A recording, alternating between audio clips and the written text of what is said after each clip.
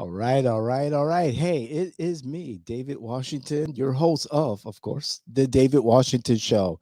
And it is the end of the year 2023. So this may be the last broadcast for 2023. Maybe I'll jump in and do another one just for the hell of it, depending on what's in the news. Um, but this particular podcast episode is going to be about what we now would consider the DeSantis campaign debacle, but in a little bit more positive sense. But before I get to that, I want to thank my team at Jay in Washington. In particular, I would like to thank my producer who's here, John DeMaria of 7th Legion Multimedia.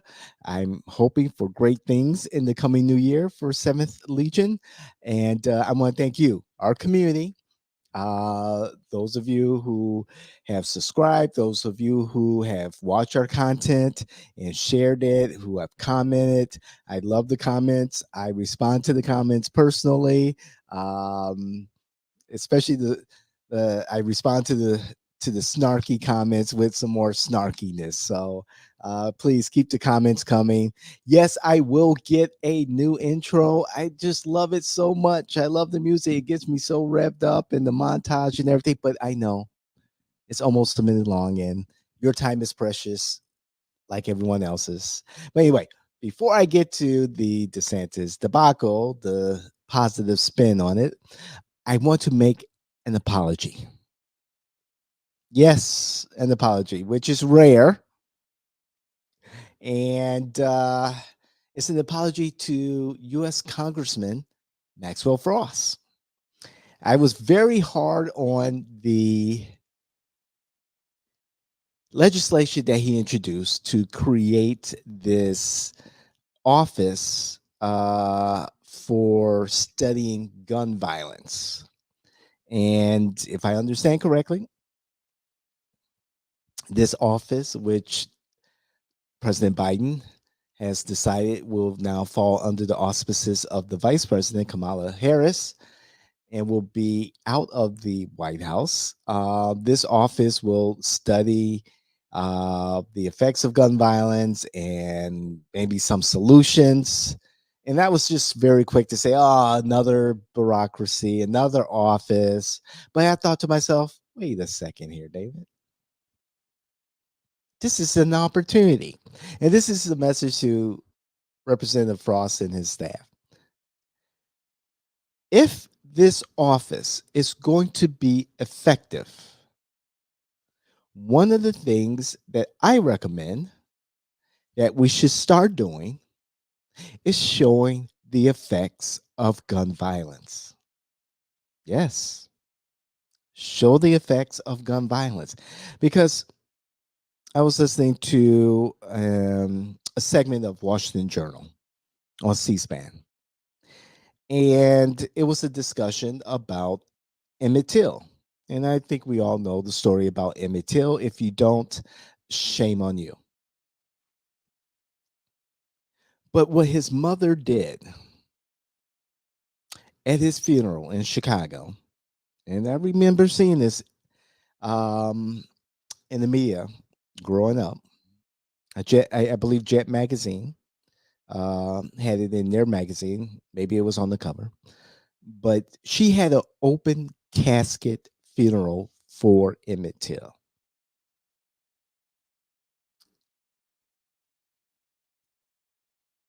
that woke America up. As we have in more present times, the videos of the killing of George Floyd. That was an Emmett Till moment. Release the footage of Sandy Hook. Release the footage of the MGM Grand killings. Show the carnage. Perhaps then America will wake up and see that we have a problem, and these are the results of the problem. So, okay, now that we got that out of the way, please, please, Maxwell Frost, my congressman, U.S. Congressional District 10 here in Florida, please, if this office is going to be anywhere near effective, because I could get the information I need from the CCCP, and the Chinese Communist Party. They have this information and they've reported already. However, if this office is going to be effective, allow America to see the carnage. Okay, now saying that, in regards to Governor DeSantis' ill-fated run for president, the PAC never back down. The entity that he has pretty much farmed out his canvassing operation, a good part of his campaign too, which is questionable. I like the idea of thinking outside the box and farming out parts of your campaign to another entity, to a PAC. There may be some issues as far as campaign finance laws in regards to that, in regards to the candidate, the campaign working with a PAC, political action committee, but we're not going to talk about that. That's not an issue that we're going to address right now. The Never Back Down PAC has spent at least $30 million on its push to reach voters in person through door knocking and canvassing in early primary states, according to a person with knowledge of its efforts. This is from a New York Times report. This is a figure that does not include additional tens of millions of dollars in television advertising. The ground game has increasingly centered on a do or die push in Iowa, where a long shot victory could redeem the effort. Never Back Down has knocked on doors more than 800,000 times. 800,000 times, including repeated visits in Iowa alone. This is a staggering number in a state of just 3.2 million people. The group has knocked on doors of some potential DeSantis voters 4 times, with a 5th attempt planned before the caucuses. This is freaking amazing. And for those of you who know me, my start in politics was in field operations. And so I've always believed, and I practice this to today in all my strategies, that a good to great ground game will deliver a winning strategy. And so I was very interested in hearing about this this canvassing effort by Never Back Down. And there's still more information that's going to come out, especially as we move closer and closer to the Iowa caucuses in early January and seeing the results of those efforts. But however, I was impressed. And although the early numbers are kind of mixed in regards to the response, Iowa, it looks like it's a Trump state. Who would have thought? However, to have paid and volunteer staff who are committed to just this specific goal of canvassing and knocking on doors at this level, I'm impressed. It's massive, and I'm looking forward to seeing the full results. Um, I understand there was a huge training process. Um, I understand that resources were given to make sure that the strategy was executed properly. The one caveat that I took from the article and other subsequent research was that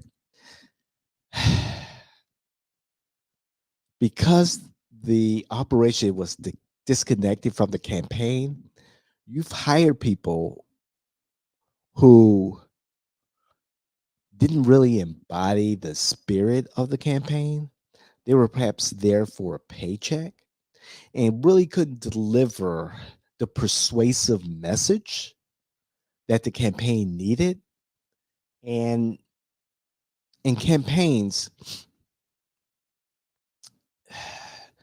it's difficult to bring on people who are not passionate and get them to deliver a persuasive message. And at the end of the day, that's what matters. You know, you can knock on someone's door 5, 6, 12,000 times. However, if your message is not persuasive, those efforts are for naught. For every, if I remember my numbers, for every 12 attempts, you get one vote. One vote is better than for every 21 mailers that go out, you get one vote. However, if there is a caveat, again, to this massive door knocking operation, it's the ability to deliver the persuasive message that the canvasser needs to deliver when they're at that front door. Again, the best way, excuse me, grab that coffee mug with the Jay and Washington branding. We're gonna bring you some more of those soon. Um, the overall mission to an effective canvassing field operation is to meet people where they're at and deliver your persuasive message. And you meet them. The most effective way is to meet them at their front door, on their front porch, in their driveway, in their, in front of their garage or whatever, and have a conversation. Introduce them to the candidate, what the candidate hopes to accomplish, and make the ask for that particular constituent to invest their time, their effort, maybe their own dollars in supporting that particular candidate. And of course, garner their vote. For an operation that massive, you're going to need some really good people who could deliver that message. And you have to, of course, have checks and balances in place, quality assurance, you know, issues. Make sure that, because there are ring cameras on everyone's door nowadays, you got to be careful when you're walking up to someone's, front porch, about to knock on their door, and you're saying something that may not be appropriate. I tell my canvassers, be careful. There are cameras everywhere. There are microphones everywhere. So you want to, make sure. I know there was an instance where a DeSantis canvasser was said some inappropriate things, and the ring camera picked up on it. So the times have changed. The technology is more prevalent than ever. So those are things that you have to be cognizant of.